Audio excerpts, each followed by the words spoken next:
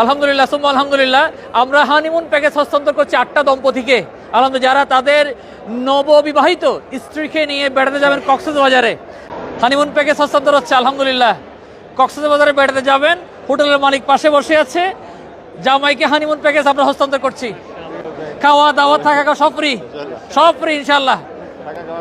টাকা খাওয়া ফ্রি, গাড়ি ভাড়া আমরা দিব, কোনো অসুবিধা নেই ইনশাল্লাহ। শাইক একটু দিয়ে আসেন, একটা ছবি নিয়ে দিকে।